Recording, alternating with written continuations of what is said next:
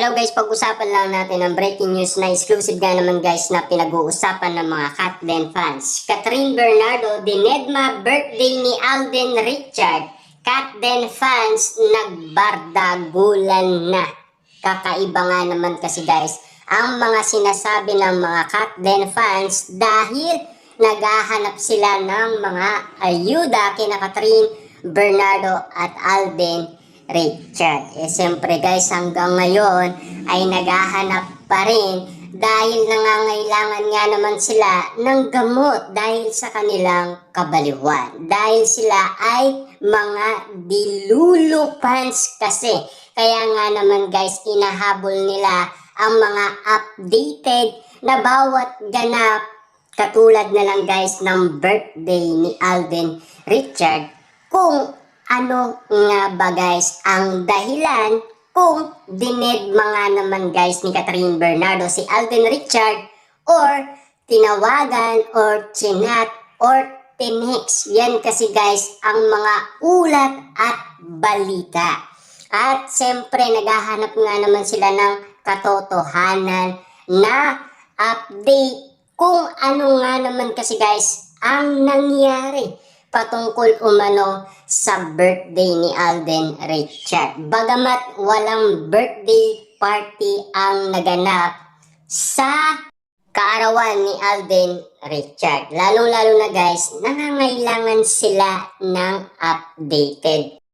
Pero may kumakalat na issue sa social media. Usap-usapan ngayon na chika na dinedma raw ni Catherine Bernardo ang birthday ni Alden Richard noong January 2. Nagtataka ka rin ang Katden fans dahil wala raw paramdam ang kanilang mga iniidolo nitong holiday season. Kaya ang ibang fan nagbardagulan na raw sa ex dating Twitter.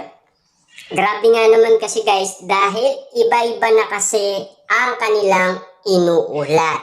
Kasi kinukumpara umano ang pagpunta ni Alden Richard sa kaarawan ni Catherine Bernardo. Kita niyo naman guys no, pinakita kasi nila na nag-private airplane pa ito para lamang puntahan si Catherine Bernardo. Kaya guys naniniwala umano ang ibang netizens na siya ay nag-chat at nag-call at nag-text. Yan kasi guys ang mga updated din na galing umano sa balita.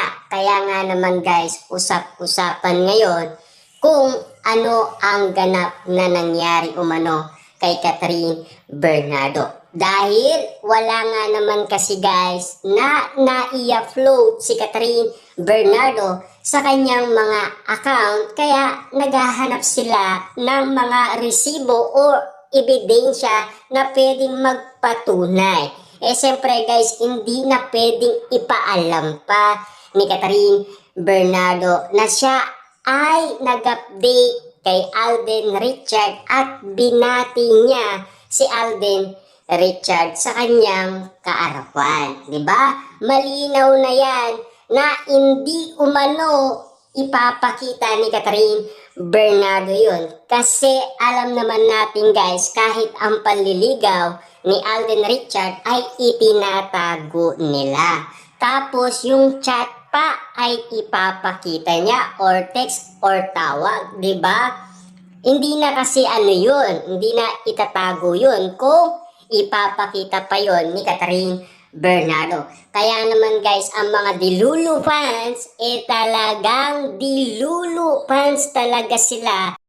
Dahil naghahanap nga naman sila guys ng katibayan na pwedeng magpatunay sa ganap sa birthday ni Alden Richard. Siyempre guys, alam naman natin na talagang inahalam ng mga Katden fans. Kaya nga naman guys, nagbardagulan na sila sa ex dating Twitter. Kasi inaalam nga naman nila ang katotohanan. Siyempre guys, mahirap nga naman patunayan yan ni Catherine Bernardo. Kahit na siya ay tumawag or nag-chat or nag-text. Ipapaliwanag pa ba yun ni Catherine Bernardo? Hindi na.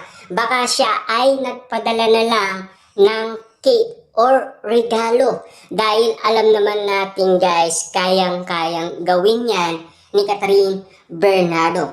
Kahit na hindi na siya ang pumunta, pwede naman merong pumunta at mag-surprise kay Alden Richard. May naganap bang surprises na sa kaarawan ni Alden Richard? Meron, di ba? At ang tanong, sino ang mga yon?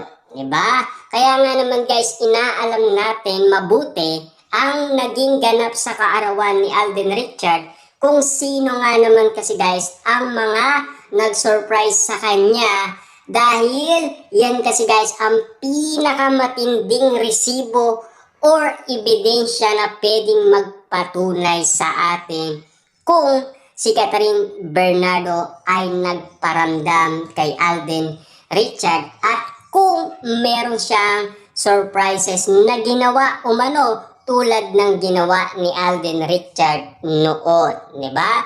Kitang-kita naman natin kasi guys na iba na ang mga issue at intrigang yon na laging kumakalat sa lahat ng social media platform, na talagang umiinit ang mga issue sa social media kung bakit nagbabardagulan ang mga netizens at mga Katden fans sa ex dating Twitter. Ang bawat ganap nga naman guys ay laging pinag-uusapan, mapakaarawan man ni Mami Min Bernardo, Daddy Teddy Bernardo ay naghahanap sila ng proof. Kahit na ang nangyaring Christmas, talagang naghahanap din sila ng ebidensyang pwedeng magpatunay kung binati nga naman ni Catherine Bernardo at ni Alden Richard ang isa't isa, at lalong-lalo na kung ano ang maging